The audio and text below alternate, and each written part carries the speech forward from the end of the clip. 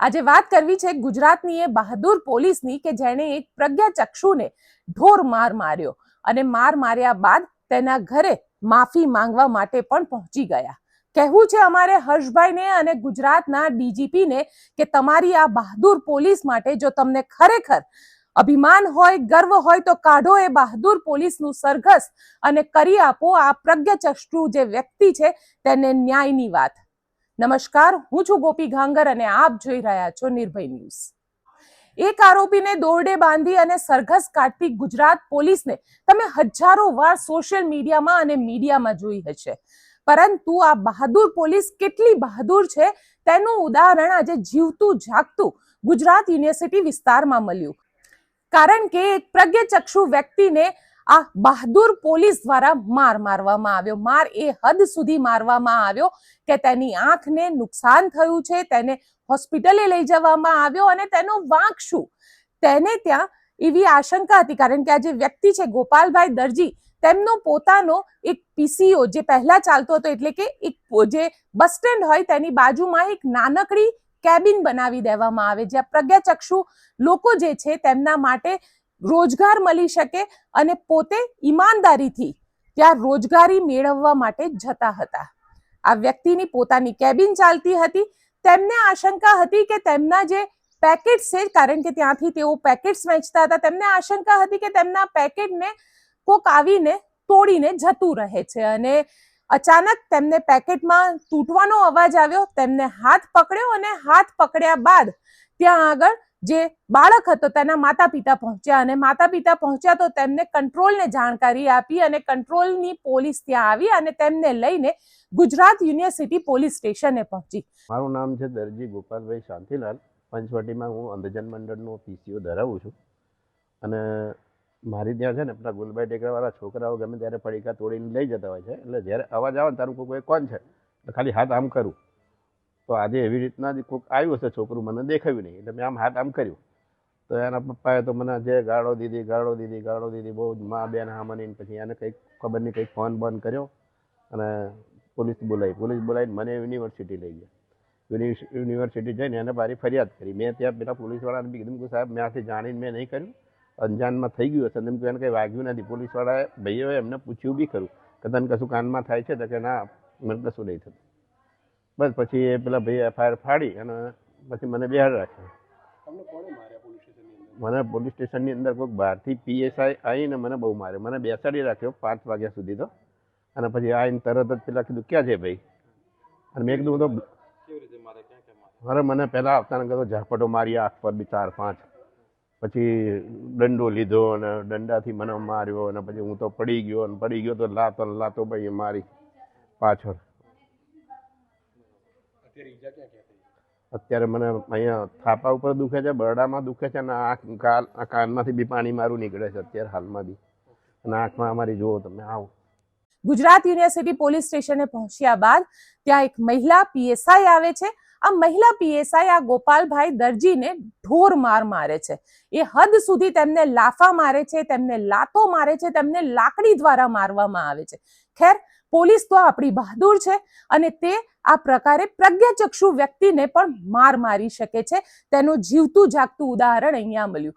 એ વ્યક્તિ ઘાયલ થયો, તેને હોસ્પિટલાઇઝ કરવામાં આવ્યો. અત્યારે તેને રજા આપી દેવામાં આવી છે અને તેને આ મહિલા પીએસઆઈની વિરુદ્ધમાં ફરિયાદ પણ નોંધાવી કારણ કે વ્યક્તિ માત્ર પ્રજ્ઞાચક્ષુ હતા, પોતે હિંમતવાન છે, પોતાને ખબર છે કે એમને ન્યાય જોઈએ છે અને પોતાના ન્યાય માટે થઈ અને તેમને આ મહિલા પીએસઆઈની વિરુદ્ધમાં ફરિયાદ કરી.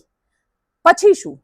કારણ કે એ ફરિયાદ થયા બાદ જે મહિલા પીએસઆઈ છે સોનલ રાઠોડ, એ સોનલ રાઠોડ તેમના ઘરે પહોંચી ગયા.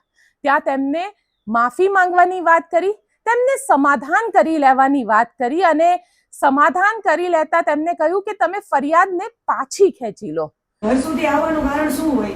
જો તમે ગિલ્ટી ફીલ કરું છું, હું ગિલ્ટી ફીલ કરું છું અને મારો કારણ એવું નતું મારો દીકરો પડી ગયો, મારા કાન સોજી ગયો, હું તો બહારગામ હતી. પડી ગયો નથી, એને કશું સુઈ નહીં ગયો, ખાલી ખોટો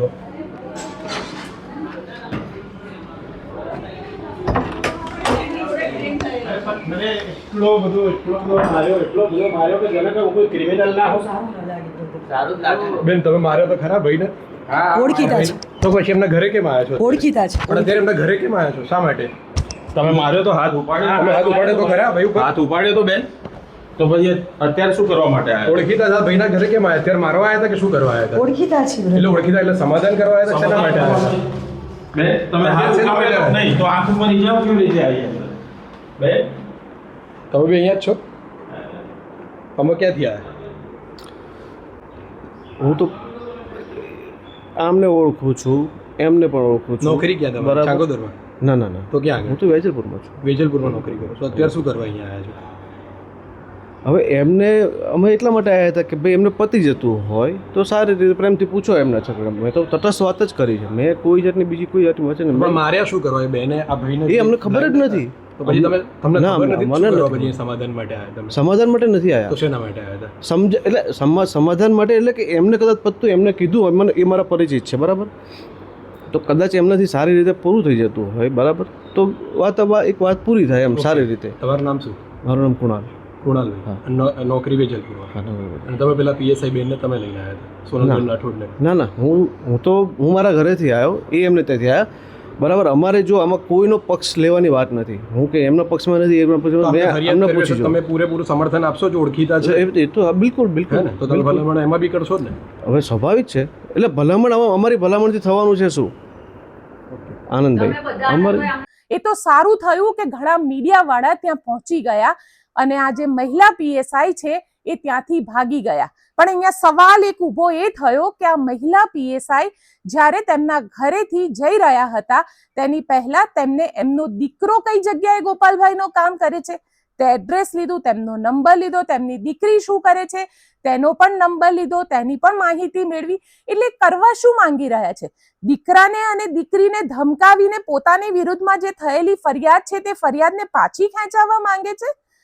કારણ કે જે રીતે આ આખી ઘટના ઘટી છે, મહિલા પીએસઆઈ ની અત્યારની સ્થિતિ પ્રમાણે તેમના ઉપર ગુનો તો બને જ છે.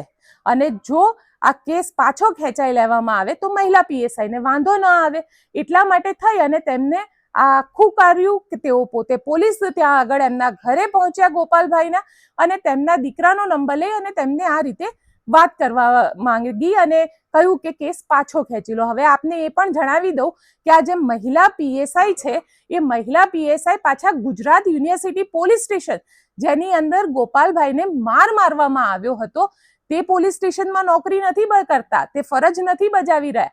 તે ફરજ તો ચાંગોદર પોલીસ સ્ટેશનમાં બજાવી રહ્યા છે અને અચાનક જ ત્યાં આવી ગયા હતા અને આ વ્યક્તિને ઢોર માર માર્યો. એ ઢોર મારવા પાછળનું કારણ શું હતું એ તો મહિલા જ જાણે હતા, અથવા તો તેમના સુપિરિયર અધિકારી જે મહિલાને બોલાવે અને તેની પૂછપરછ કરે કે કેમ આ રીતે ઢોર માર્યો તો તેઓ જાણે. પણ શું આ લોકોનું સરઘસ હર્ષભાઈ અને ડીજીપી કાઢશે ખરા?